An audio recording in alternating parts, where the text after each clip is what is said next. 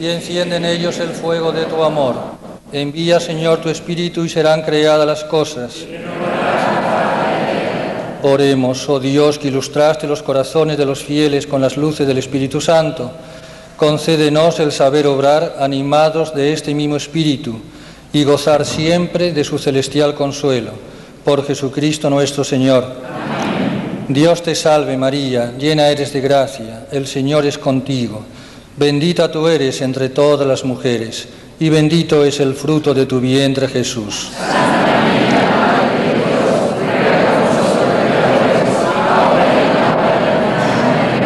Gloria al Padre, y al Hijo, y al Espíritu Santo.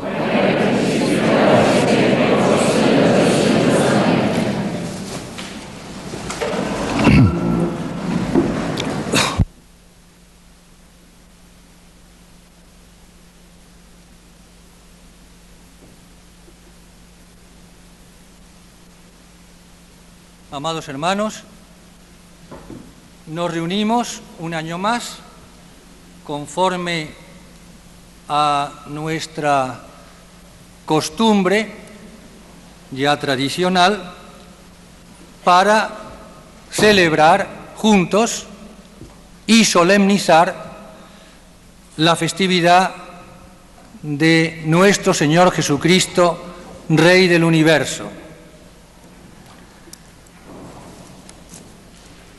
El título de esta conferencia es el siguiente: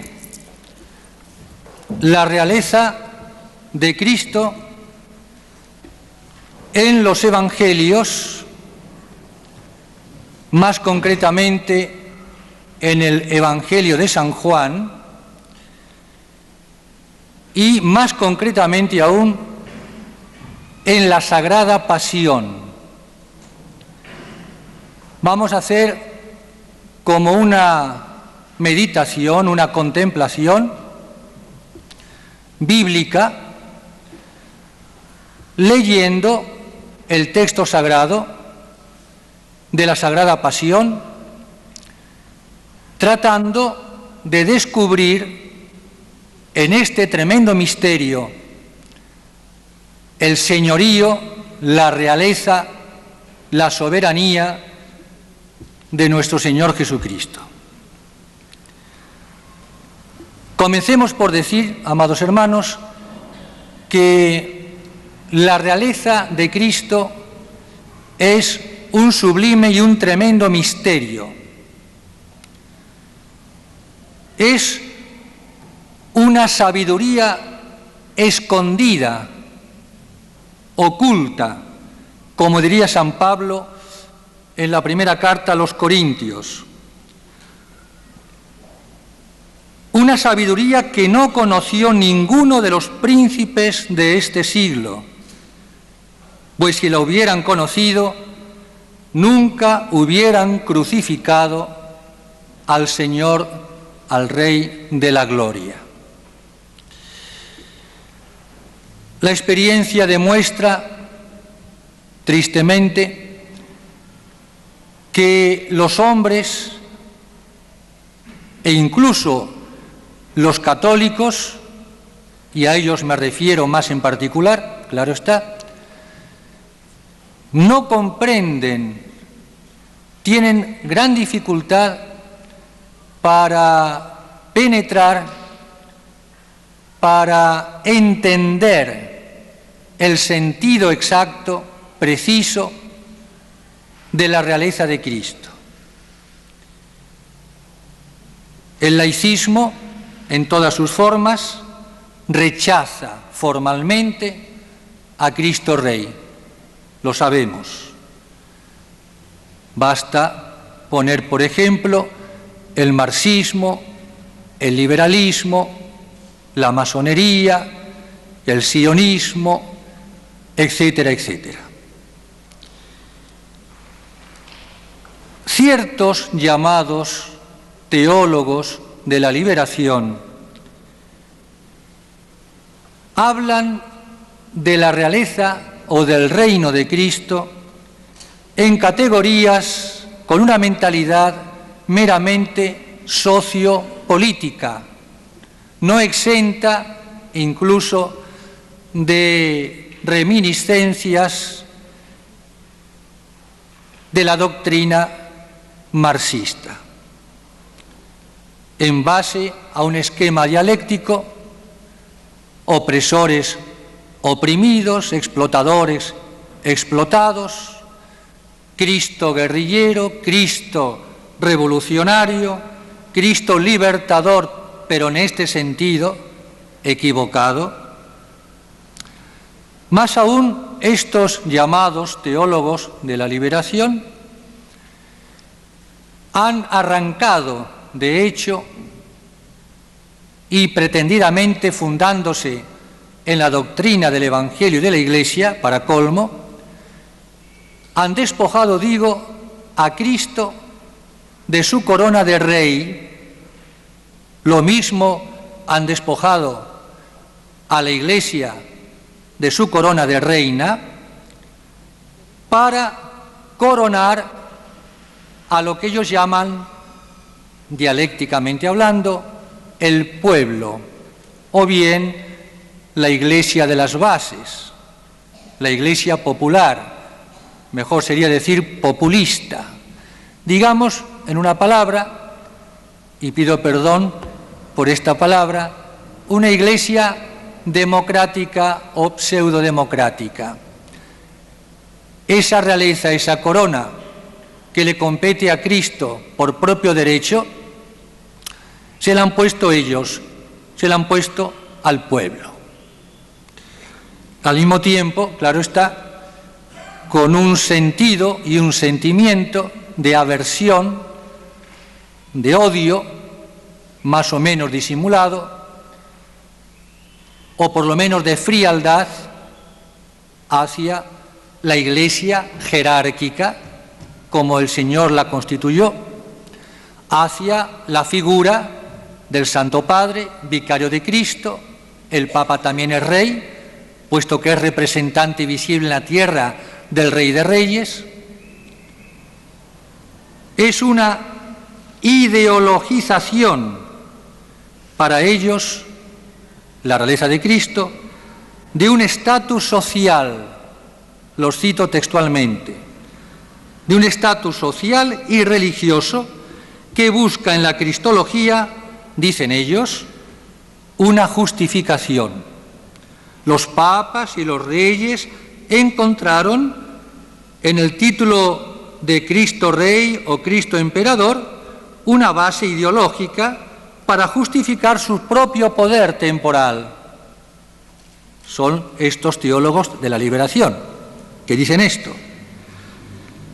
Por consiguiente, en una palabra y en definitiva, la realeza de Cristo, el título de rey, es algo ya superado, propio de una época, o bien del Antiguo Testamento, la monarquía de un David, un Salomón, de los reyes, o bien de una época del cristianismo, de la cristiandad, concretamente la Edad Media, pero algo que ya está superado porque ha sido ya como dejado en el olvido como perteneciente a una época histórica, como perteneciente a una cierta cultura, algo anticuado, algo anacrónico, algo ya pasado de moda, algo que hoy ya no tiene sentido para el hombre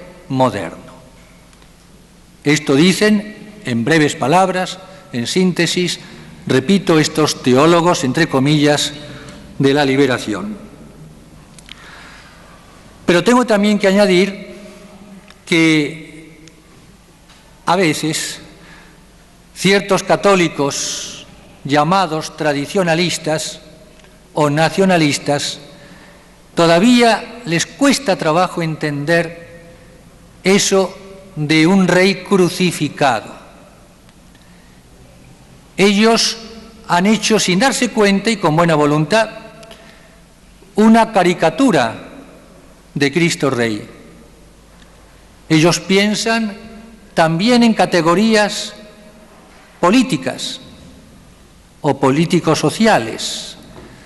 Será una política de derecha, contraria a la política de izquierda propia de esos teólogos de la liberación, pero en definitiva, a fin de cuentas, amados hermanos, una mentalidad más política.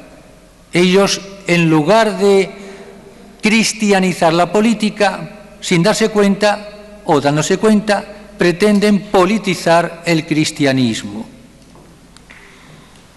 Es un Cristo Rey duro, meramente doctrinal, diríamos, aunque por supuesto con sana y ortodoxa doctrina, pero se han quedado demasiado en el aspecto externo, yo diría más o menos espectacular, o, a decir verdad, entre comillas, triunfalista de la realeza de Cristo. Hay algo que no es exacto, hay algo que no está de acuerdo en todo con la revelación, con la doctrina de la Iglesia. La pasión, la Sagrada Pasión, es la clave para entender la realeza de Cristo. Y a la pasión, pues, nos vamos a limitar hoy, incluso por falta de tiempo, para tocar otros aspectos del Evangelio. Nos es fácil a todos, por ejemplo, descubrir la realeza en la resurrección, en el juicio final, el Apocalipsis, más aún en la gloria, en el cielo. Eso es fácil. Lo que ya nos resulta más difícil, o tremendamente difícil, probablemente, es ver la realeza de Cristo en la Sagrada Pasión, o también, pero lo dejaremos para otra ocasión, en los misterios de su infancia o simplemente en su vida pública. El esquema que vamos a seguir a continuación para ordenar las ideas va a ser este. Primero vamos a ver la realeza de Cristo en la sabiduría divina. En segundo lugar, en el poder. Y por último, en tercer lugar, en el amor de Dios. Comencemos por destacar la sabiduría divina. Quiere decir, amados hermanos, que Dios, nuestro Señor, la Santísima Trinidad, Padre, Hijo y Espíritu Santo, determinaron desde toda la eternidad, previendo incluso, claro está, la caída del hombre en el pecado original,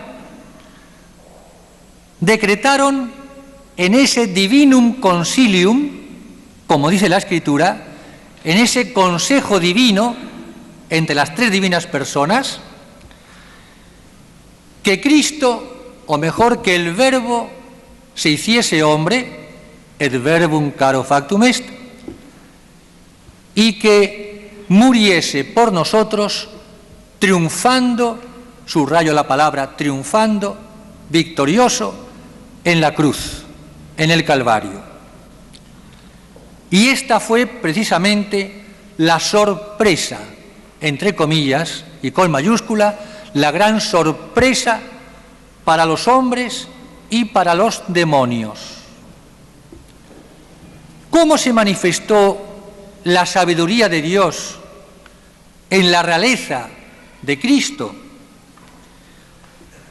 Así como el demonio engañó a Adán, nuestro primer padre, y a Eva, claro está, haciéndoles apetecer la falsa sabiduría, seréis como Dios, lo cual evidentemente era una locura, mejor diríamos un pecado horrendo de soberbia, de orgullo.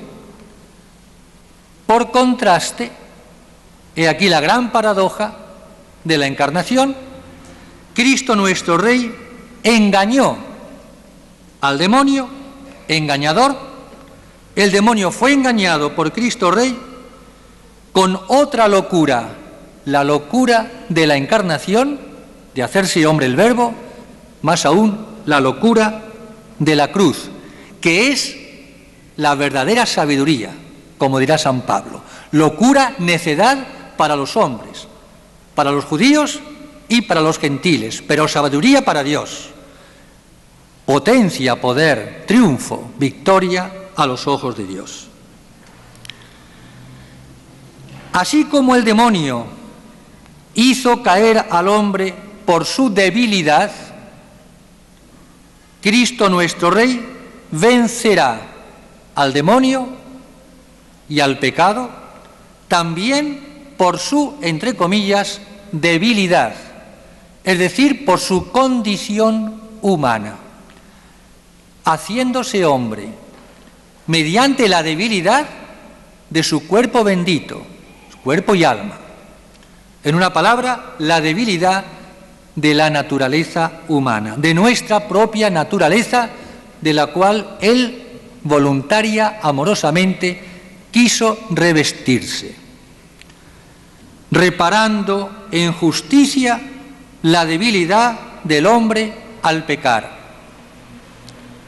Cristo, dice el gran Papa San León Magno, para librar al linaje humano de la mortal prevaricación, ocultó la potencia de su majestad al furor del diablo y no la opuso más que la flaqueza de nuestra debilidad. Si la malignidad engañó al diablo, infirió al Hijo de Dios un suplicio que había de redundar en remedio de todos los hijos de los hombres. Más aún, porque la pasión era, al decir de los santos padres, fundados, claro está, en la divina revelación, la pasión fue la manera, el modo más glorioso que Cristo encontró, por así decirlo, de redimirnos, de salvarnos, de triunfar. La pasión de Cristo, dirá Santo Tomás, produjo un efecto que no produjeron todos sus méritos precedentes, no por una mayor caridad, porque el amor de Cristo, por ser Dios, es infinito, sino a causa de este género de obra que era el más conveniente para obtener un tal efecto.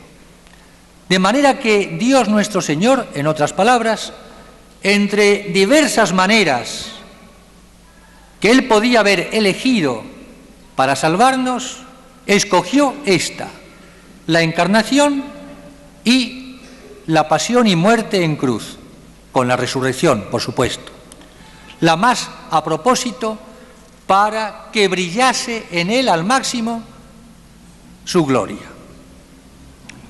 Dios podría haber actuado, dice también San León, de dos maneras: o perdonar a los elegidos, pero sin destruir el pecado, simplemente un acto de misericordia, o bien castigar a todos, a todo género humano, al infierno por ese pecado. Sin embargo, Dios no eligió ninguno de los dos medios o métodos. Eligió esta otra manera: destruir el pecado, no por un simple acto de su omnipotencia, que no le costaba nada, sino combatiéndolo, subrayo, combatiendo el pecado y combatiendo el mismo Cristo, porque la pasión fue un combate, y posibilitando a cada uno el cooperar a su salvación libremente, cada hombre, ayudado de la gracia santificante, dignificando al hombre, en lugar de humillando al hombre, dignificando al hombre. Humilló a Satanás, pero dignificó y elevó, honró al hombre, a pesar de ser pecador, seducido por la serpiente, y solidarizándose con el hombre, Cristo, hasta las últimas consecuencias. La última consecuencia, la muerte, y muerte en cruz, precisamente, manifestando así en la muerte de cruz la potencia, la omnipotencia de su amor infinito. Esa fue la manera, pues, más gloriosa para Cristo de redimirnos. El demonio tentó y venció al hombre por la carne. Cristo Rey le venció tomando también carne. El Verbo se hizo carne. Diríamos que al tomar nuestra misma carne, el Verbo se puso a nuestra altura, condescendió paradójicamente y se puso a nuestro nivel, no por los destellos y la omnipotencia de su divinidad. Él quiso como ocultar, lo dirá San Ignacio en los ejercicios espirituales, en las contemplaciones de la Pasión precisamente, considerar cómo la divinidad se oculta. Pero veremos enseguida que se oculta revelándose y se revela ocultándose. Fue la manera más nobilísima de vencer al demonio, al enemigo. Al llegar la plenitud de los tiempos, dirá San Pablo a los Gálatas, señalada por los inescrutables designios del divino consejo, los designios de Dios, tomó el Hijo de Dios la naturaleza humana para reconciliarla con su autor y vencer al diablo, inventor de la muerte, y por la misma naturaleza que él había dominado. En esta lucha emprendida para nuestro bien, se peleó según las mejores y más nobles reglas de equidad, pues batió el Señor Todopoderoso, Cristo, Rey, batió al cruelísimo enemigo, Satanás, no en su majestad, sino en nuestra humildad, oponiéndole una naturaleza humana, mortal como la nuestra, aunque libre en todo de pecado, semejante en todo a los hombres, dirá San Pablo, excepto, por supuesto, en el pecado. Hay más. Cristo pagó el precio por nuestro rescate. ¿Qué significa esto? Los evangelios hablan de este rescate. Cristo vino como Rey, Salvador, el Mesías, a rescatarnos, a liberarnos del pecado. Pues bien, nosotros éramos cautivos del demonio por el pecado. El pecado eran las cadenas, la prisión, en la cual el demonio nos tenía aprisionados, cautivos. Cristo vino como Rey y liberador a rescatarnos, a librarnos de esta cárcel del pecado. El demonio, mientras duraba el pecado, ejercía sus derechos, ejercía su soberanía, digamos, ejercía su realeza sobre el hombre. Por eso Cristo le llama el príncipe de este mundo. Y San Pablo le llama al demonio el Dios de este mundo. Pues bien, Cristo él mismo pagó el precio por nuestro rescate. ¿Qué precio? Su cuerpo y su sangre entregados en la pasión y muerte de cruz. El mismo Cristo, él fue nuestro rescate, él fue nuestro precio, y de esa manera venció al maligno. El diablo tenía todos sus derechos sobre el hombre pecador, y el Verbo se hace hombre y nos rescata con su misma muerte, y nos rescata con todos sus derechos reales, sus derechos de Dios. y el demonio perdió todos sus derechos al enfrentar a Cristo. Así como el diablo hizo caer al hombre por una mujer, Eva, así Cristo nos salva, nos rescata, nos libera mediante otra mujer, la nueva Eva, la Santísima Virgen, la Reina y Madre. Con la virginidad de María, dice el Papa San León, Dios engañó al demonio, porque el demonio creía que Cristo era un hombre como los demás.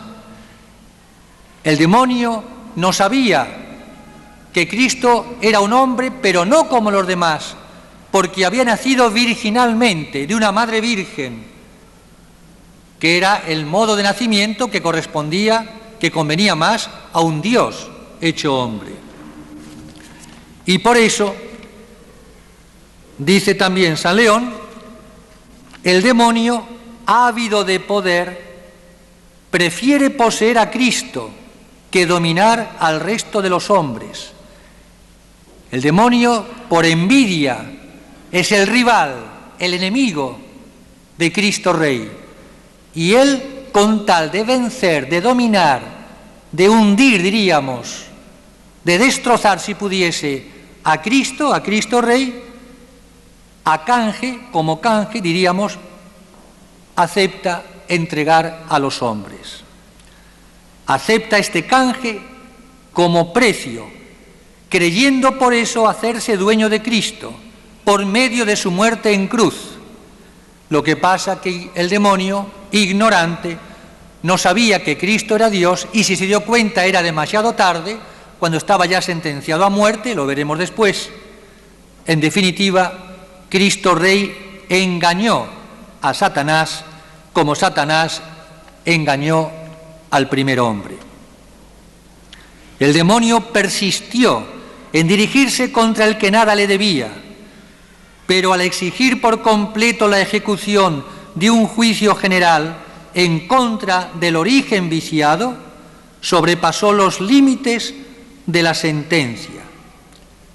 Es San León que sigue hablando. Sentencia sobre la que se apoyaba, pues reclamó la pena de la injusticia contra aquel en el cual ninguna falta se hallaba. El fuerte es encadenado con sus propias ataduras y toda la estratagema del maligno, de Satanás, recayó sobre sí mismo, sobre su misma cabeza. El demonio ha reclamado como precio de rescate la sangre de Cristo, pero la sangre de Cristo no solamente le arrebata a la presa, que es el hombre, liberándolo del pecado, sino que incluso vence al mismo demonio y se queda sin Cristo, por supuesto, y sin el hombre. El demonio es estrepitosamente derrotado. El demonio, al juzgar a Cristo como puro hombre, ignorando su divinidad, exigió la muerte de Cristo sin darse cuenta, engañado, sin pensar que esa muerte de Cristo no era su victoria, la del demonio, sino todo lo contrario, su definitiva derrota. Llega el príncipe de este mundo, dirá Cristo, y sobre mí no tiene ningún poder, ningún poder. De ahí que San Pablo, en la carta a los Colosenses, capítulo 2, dice que Cristo Rey, cancelando el acta escrita, el quirógrafo,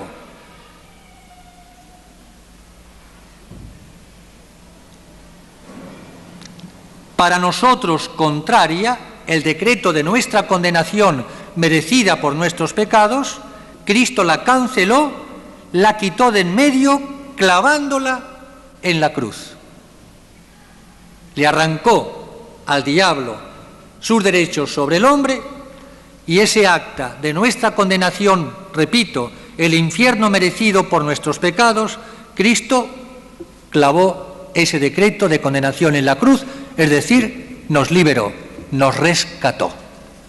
Y nos rescató no solamente a título de misericordia, desde luego que sí, infinita misericordia, sino a título de justicia. ¿Por qué? Porque así como un hombre fue el que desafió a Dios ofendiéndole, primer Adán, otro hombre, en nombre del género humano, cabeza del género humano, Cristo, repara, expía el pecado del primer Adán y además sobreabundantemente. Donde abundó el pecado del primer Adán, sobreabundó la gracia del segundo Adán. Y al mismo tiempo que Cristo nos perdona, nos libera, nos dignifica. Claro está, aunque Él paga la deuda al Padre Celestial por todos nuestros pecados, sin embargo, nos exige, porque su justicia lo exige, el que paguemos cada uno de nosotros, todos, una cuota, por mínima que sea, de esa deuda que nosotros no podíamos pagar, solamente un Dios la podía pagar, porque la ofensa hecha a Dios por el pecado de Adán revestía una malicia como infinita, porque Dios es infinito, y esa malicia infinita solamente la podía pagar una persona infinita. Por eso Dios se hace hombre. Pero Cristo nos exige, repito, pagar una cuota, y esa cuota es nuestra cruz de cada día. Por eso Jesús dice, si alguno quiere venir conmigo a la gloria, que se niegue a sí mismo, que cargue con su cruz de cada día, añadida a la mía, y que me siga.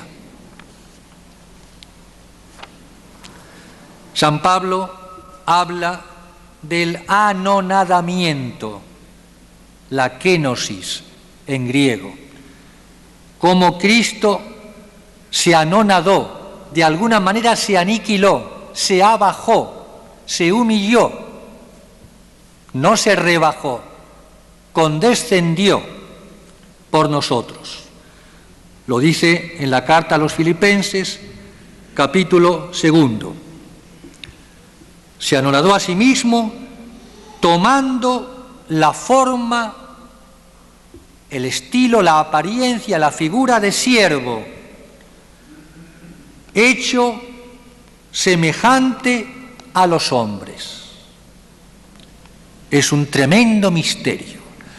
Pero en este tremendo misterio de la humillación del Hijo de Dios, hecho hombre, está justamente, se revela, se manifiesta, trasunta su omnipotencia, su poder, su sabiduría, su amor infinito, digamos, su realeza, su grandeza, su triunfo, su victoria.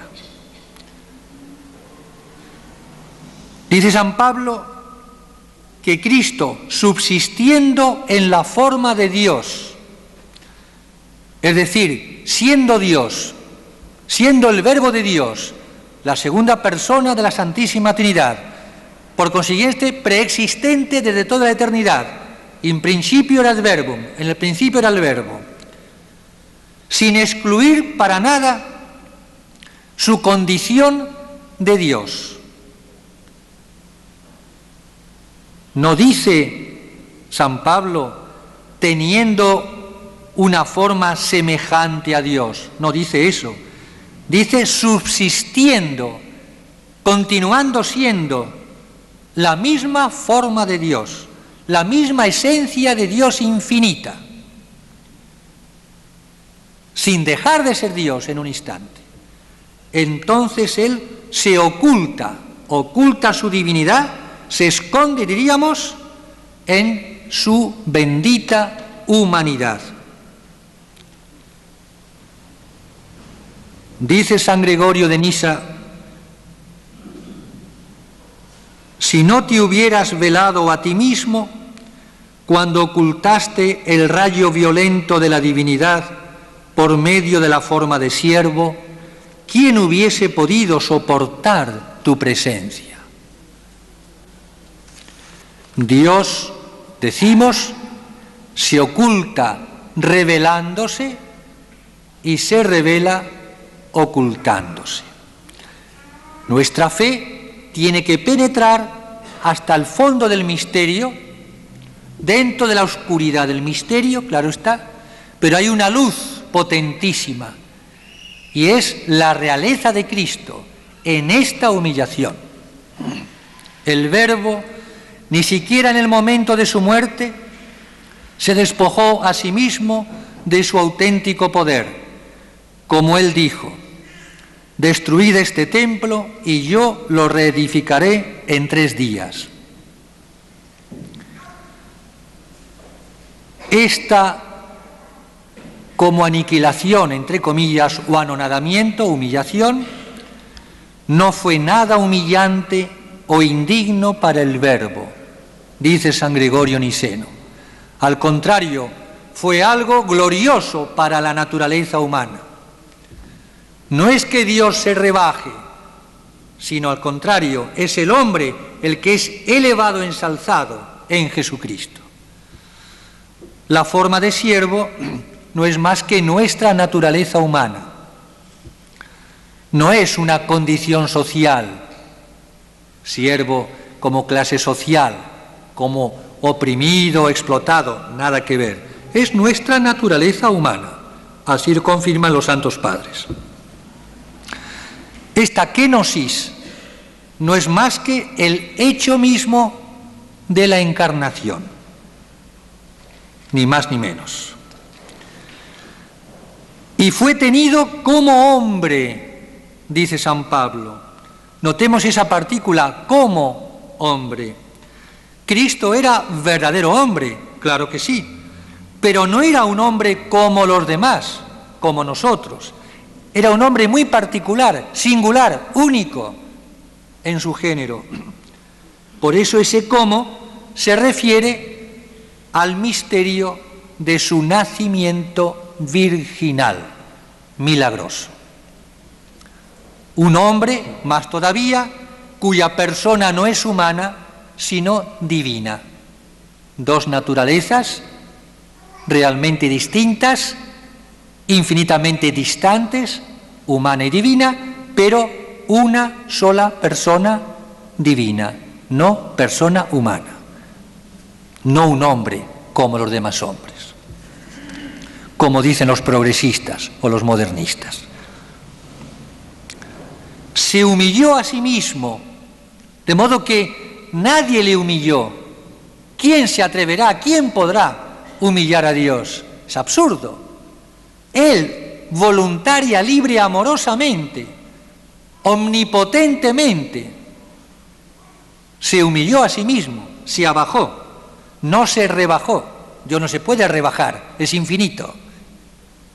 Por eso el arcángel San Gabriel en la Anunciación le dice a la Virgen: Él será grande. Se abajó voluntariamente. ¿La humillación en qué consiste? Simplemente en la unión con la naturaleza humana, nada más y nada menos.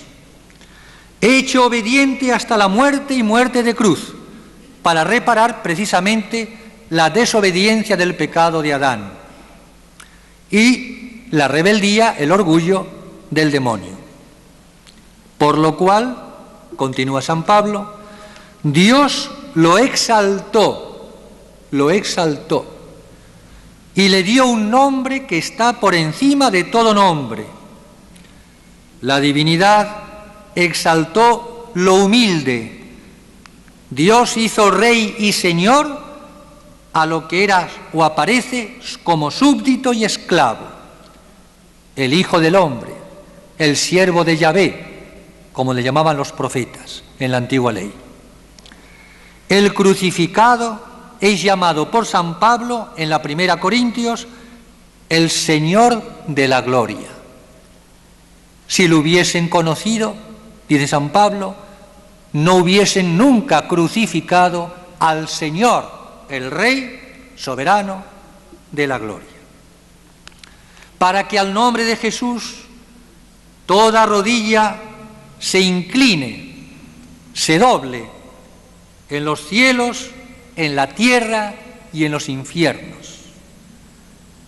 Este detalle este matiz de la genuflexión, toda rodilla se doble, está significando en San Pablo, claro está, la adoración, el acto de adorar, porque Cristo es Dios.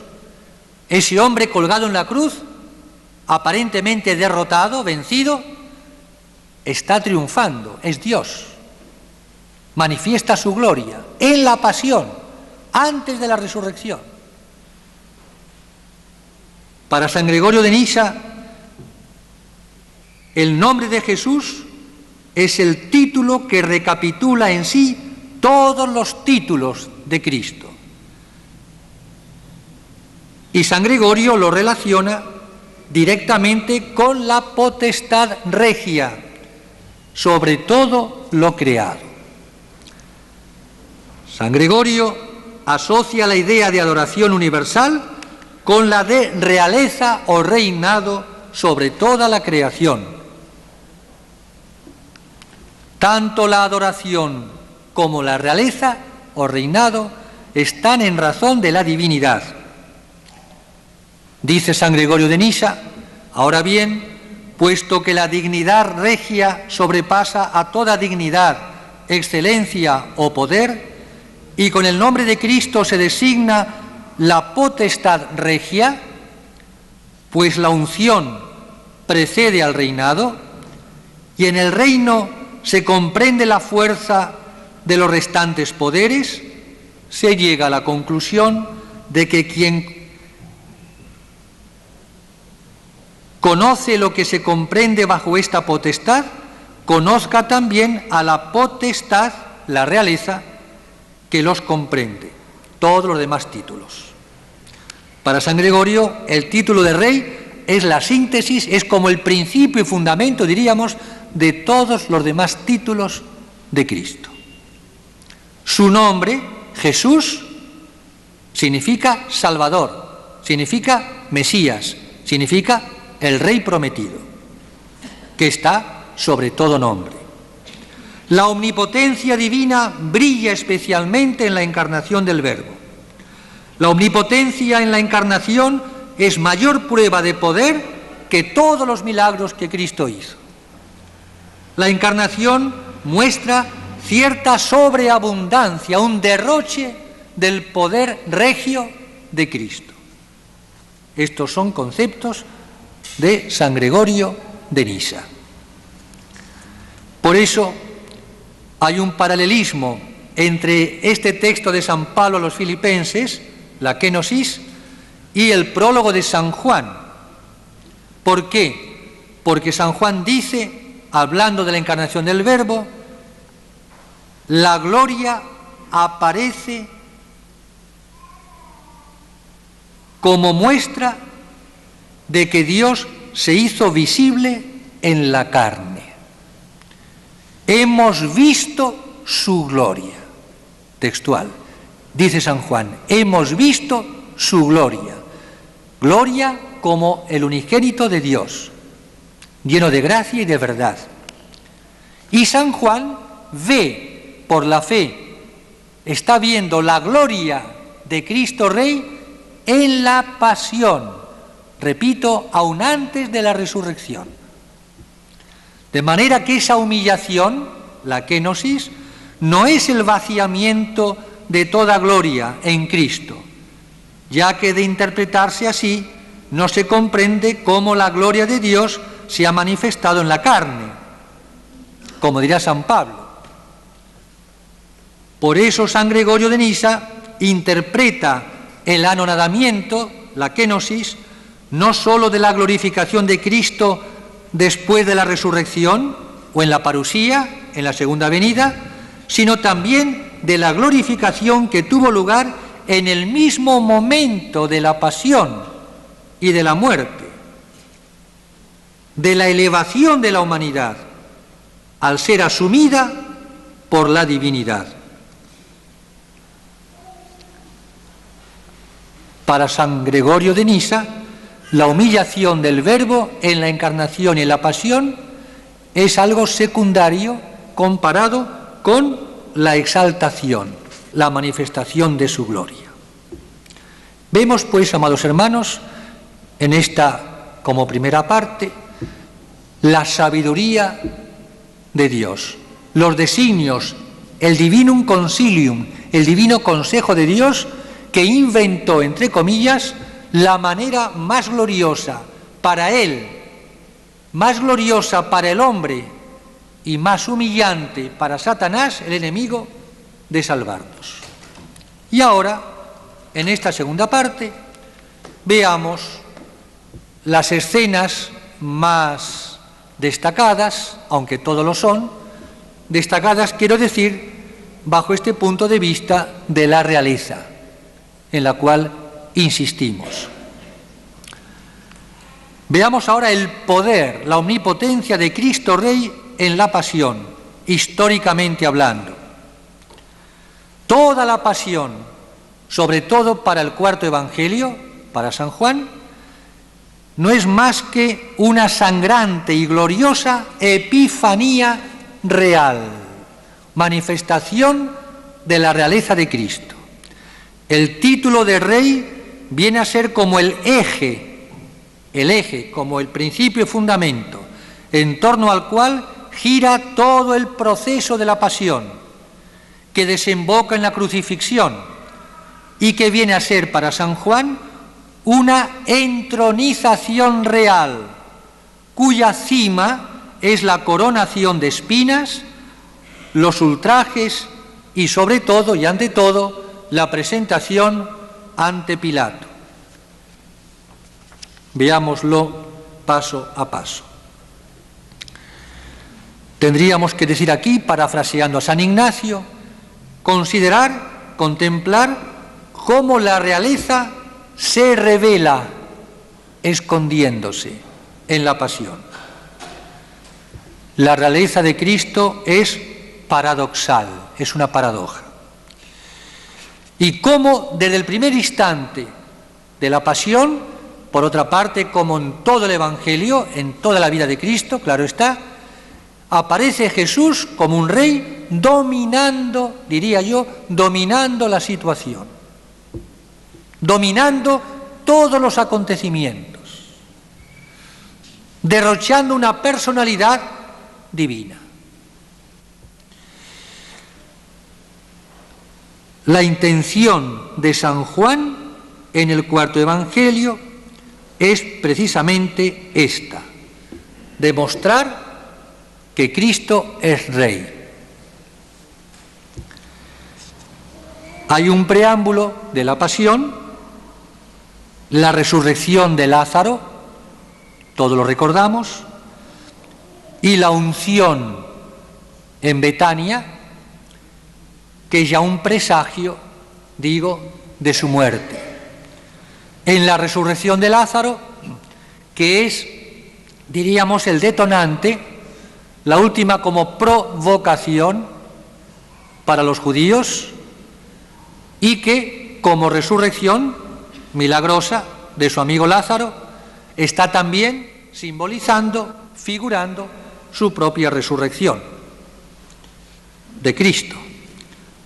Y la unción en Betania también.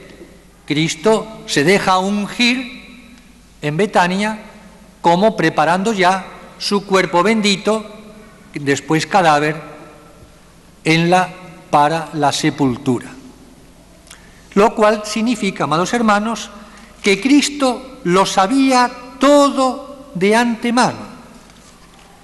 Cristo tenía plenísima conciencia, incluso había profetizado todo lo que le iba a ocurrir.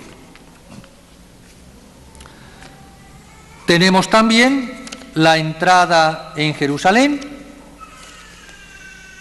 Es una entrada triunfal, apoteósica, festividad de su realeza, montado sobre un asnillo a la usanza de los reyes en la antigua ley.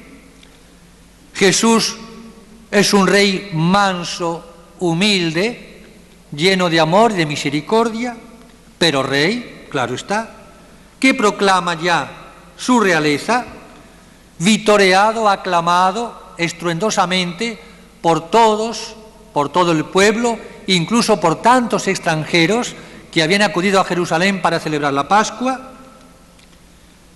Y San Juan nos dice, entre otro comentario, pero esto sus discípulos en un primer momento no lo entendieron, no lo comprendieron, hasta que fue glorificado Jesús el día de Pascua. La ceguera de los apóstoles, de los discípulos, es nuestra propia ceguera, amados hermanos. Jesús había dicho poco antes que si el grano de trigo no cae en tierra, se hunde, se pudre, no lleva fruto, pero que si cae en tierra y se pudre, lleva mucho fruto. Esta es la pasión, muerte y, por último, su propia resurrección. En la última cena,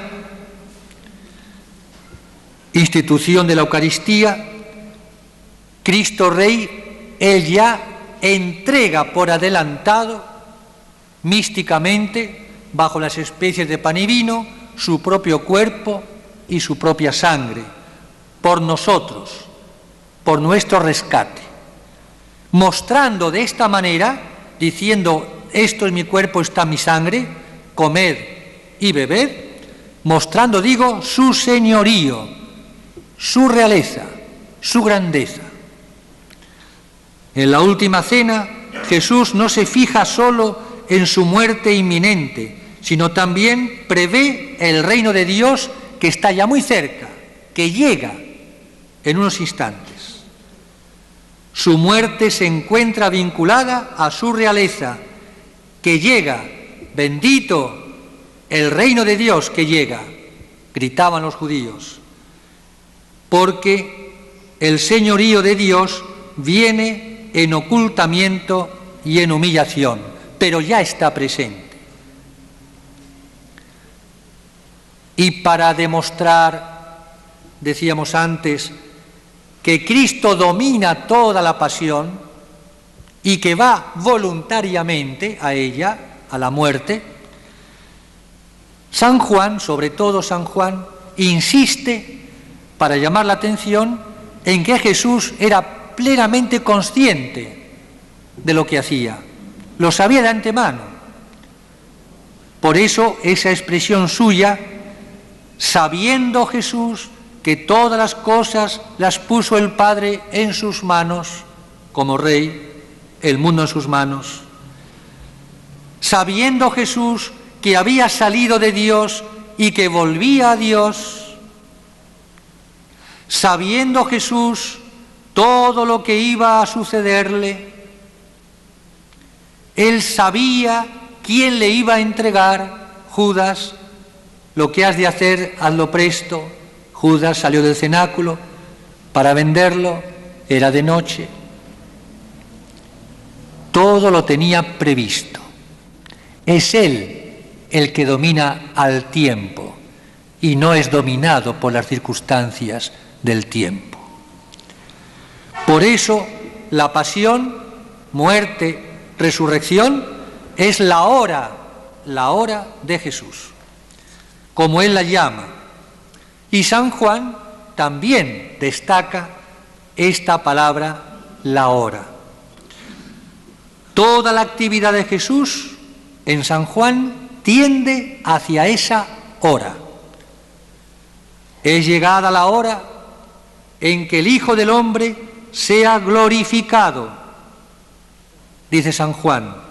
Y Santo Tomás de Aquino comenta, glorificado significa padecer, significa crucificado. En la cruz resplandece ya su gloria, porque la cruz es el signo de su victoria, de su realeza. Para esto he venido yo a esta hora, dice Jesús. Padre, glorifica tu nombre. Es la hora de su triunfo. Por eso, dirá Santo Tomás, es la hora del triunfo por el cual abiertamente triunfaría Jesús de los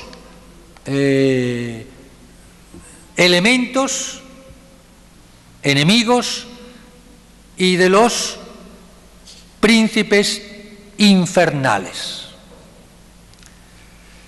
Antes de su pasión, las gentes, los hombres, no se convierten a Él.